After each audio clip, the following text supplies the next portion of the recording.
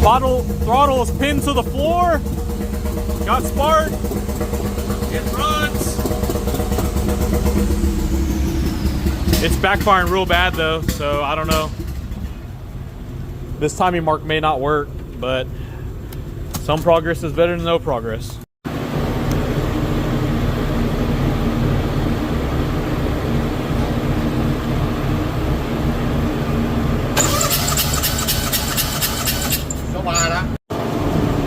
So we did a compression test on Inker's car.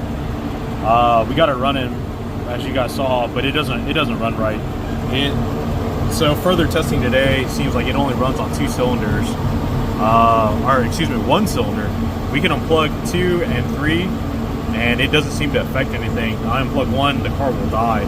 We've got it all wired up correct, but yeah, it just runs and it pops. Something's not right. We tested compression, and 1 and 3 has 150, but 2 only has 110. Now, that could be because this motor sat for a long time, but even at 110, it should still run relatively decent. This literally runs like it's off time. Speaking with Inker, he didn't mess with any of the timing belt stuff.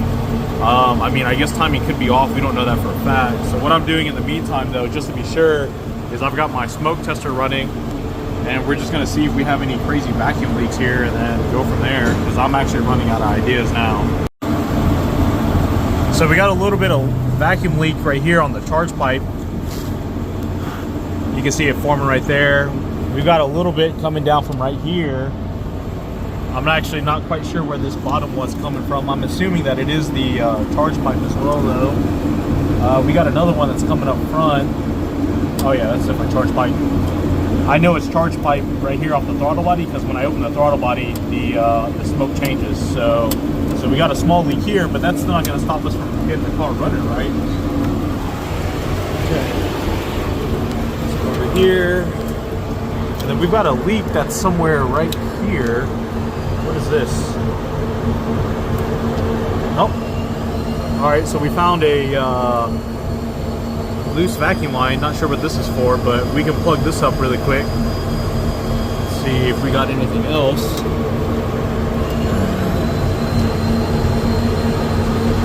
We've got another mysterious leak coming from the bottom. No, that's just sleeping forward from the front. Okay, so we got one small vacuum leak, but that still doesn't explain why the car doesn't run right. So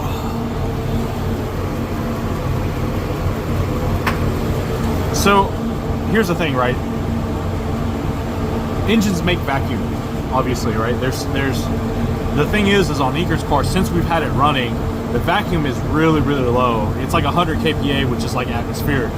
When you see cars that have like 100 kPa, that always says that, okay, there's a leak somewhere, 1. 2, it's most likely out of time.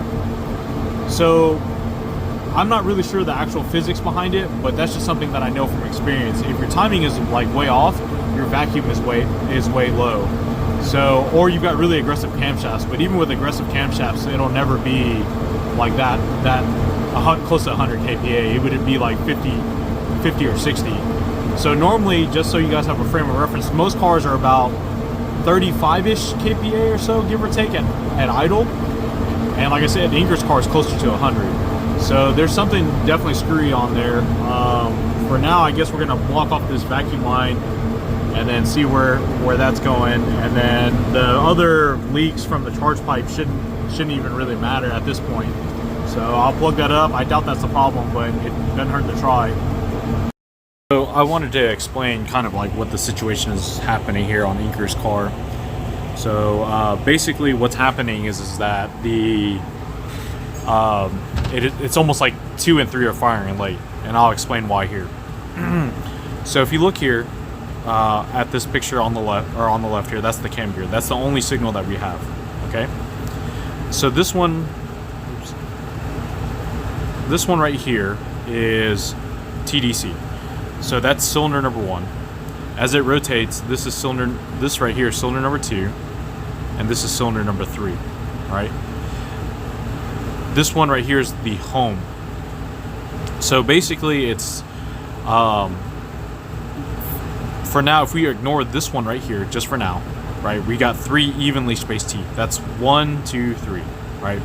Now that sounds fine and dandy, but the problem is that the ECU does not know where TDC is at. Remember, the thing is that these are evenly spaced, so there's no way that the ECU would ever know where TDC is. So from the factory, the way this works is that, I'm assuming anyways, is that the factory ECU says, okay, this is 1, 2, 3. This tooth right here is going to represent the end of the cycle, and then 1, 2, 3, end of cycle, 1, 2, 3, end of cycle. The problem is that the EMU doesn't necessarily support that type of signal, and so we've been forcing it to try to run. So I really do not know how to move forward. The other alternative is that I could set this up on what's called like a missing tooth, but there's a problem with that. With a missing tooth, there's only like 1, sometimes 2, but they're across from each other.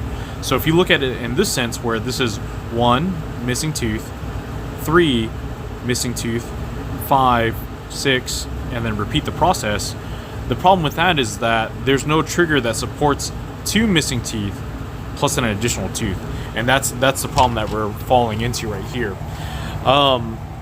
I'm still working on trying to figure out a solution. But it's not a good look. But just wanted to kind of give you guys an update on what's the difficulty of this.